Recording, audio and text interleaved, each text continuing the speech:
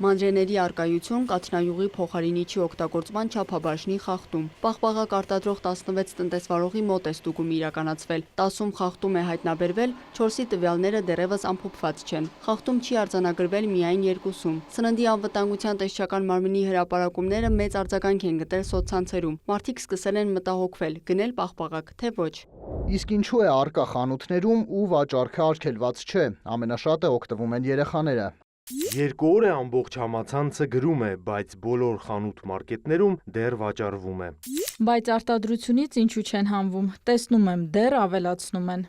Սննդի անվտանգության տեսչական մարմնից լուրերին տեղեկացրին։ Այն արտադրատեսակներում, որոնցում խախտում է արձանագրվել, տրվել են իրացումն արգելելու, շուկայից հետ կանչելու, ոչնչացնելու կամ օգտահանելու կարգադրագրեր։ Հարց է առաջանում, այդ պարագայում ինչու են խանութներում վաճառվում նշված պաղպաղակները։ Կառույցից տեղեկացնում են, օրենսդրությամբ սահմանված է, որ կասեցվում է միայն նմուշարված խմբաքանակը, իսկ տվյալ դեպքում նմուշարվել են տնտեսվարողի պահեստում այդ պահին առկա խմբաքանակները։ Տեսչական մարմինը պաշտոնական բոլոր հարթակներում հրապարակել է, թե որ օրվա պաղպաղակներում է խախտում արձանագրել եւ հորդորել վաճառքում նկատելու դեպքում զանգահարել թեժ գիծ։ Ընթացակարգը հետևյալն է, երբ որ հայտնաբերում ենք խախտումները, տրվում են կարգադրագրեր իրացումը կասեցնելու եւ հետագայում արդեն հանձնարարականներ,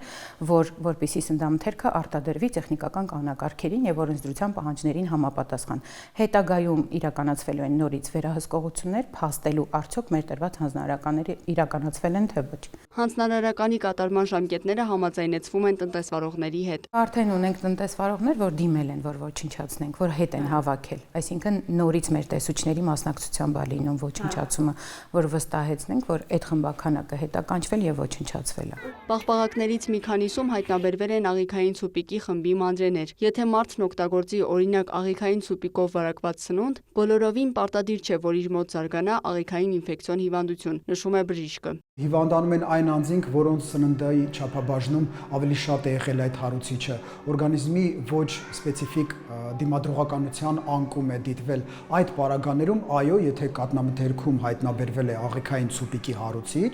խոսքը վերաբերվում է պաթոգեն շտամների մասին, նշածած 5 տեսակների՝ էնտերոպաթոգեն, ադհեզիվ, ինվազիվ, տոքսիգեն եւ էնտերոհեմորրագիկ։ Այդ դեպքերում, այո, կարող է անձի մոտ ի հայտ գալ աղիքային վարակի նշաններ։ Մասնագետը խորհուրդ է տալիս դիմել բուժհաստատություն, եթե կան գանգատներ, բարձր ջերմություն, որովայնի ցավ, սրտխառնոց։ Լիանա Խաչատուրյան, Հովհաննես Քյոսեյան, լուրեր։